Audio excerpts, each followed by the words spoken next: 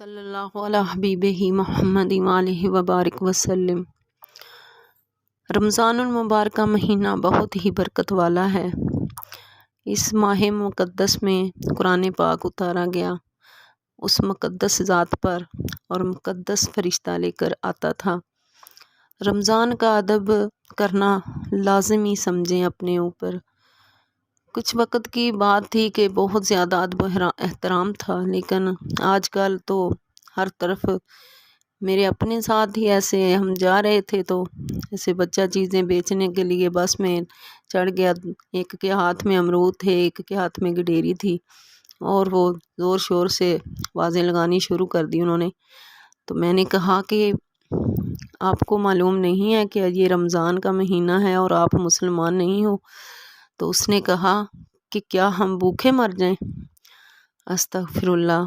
تو جواب تو میں دینے ہی والی تھی کہ اگر 11 مہینے نہیں آپ کا پیٹ بھرا تو پھر اس مقدس مہینے کی بے ادبی کر کے اس طرح شور مچا کے بھی آپ کا پیٹ نہیں بھر سکتا۔ تو مجھ سے پہلے ہی پچھلی سیٹ پہ کچھ بھائی بول پڑے جنہوں نے اس کو جواب دیا اور کہا کہ کوئی طریقہ ہوتا ہے اور افطار کے وقت ایسا ہونا چاہیے۔ تو اسی طرح میں ایک واقعہ آج بیان کرنا چاہوں گی۔ یہ وہ وقت تھا جب مسلمان غالب تھے اور کفار ان کے درمیان رہتے تھے۔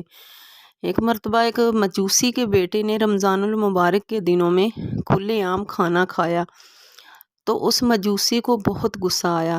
اس نے اپنے بیٹے کو ڈانٹ ڈپٹ کی کہ تجھے شرم نہیں آتی کہ یہ مسلمانوں کا مقدس مہینہ ہے، وہ دن میں روزہ رکھتے ہیں اور تو دن میں اس طرح کھلے عام کھا رہا ہے۔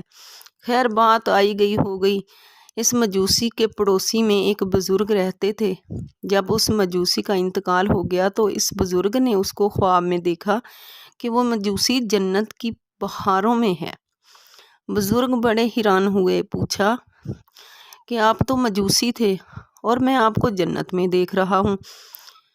وہ جواب میں کہنے لگا کہ ایک مرتبہ میرے بیٹے نے رمضان المبارک میں کھلے عام کھانا کھایا تھا اور میں نے رمضان کے ادب کی وجہ سے اس کو ڈانٹا تھا۔ اللہ تعالیٰ کو میرا یہ عمل اتنا پسند آیا کہ موت کے وقت مجھے کلمہ پڑھنے کی توفیق نصیب فرمائی۔ صرف ادب کا یہ حال ہے کہ ایک کافر کو ایمان کی دولت ملی تو جو صحیح معنی میں روزہ رکھے اس کا کیا عالم ہوگا۔ اندازہ کریں، اس طرح جو آدمی رمضان کی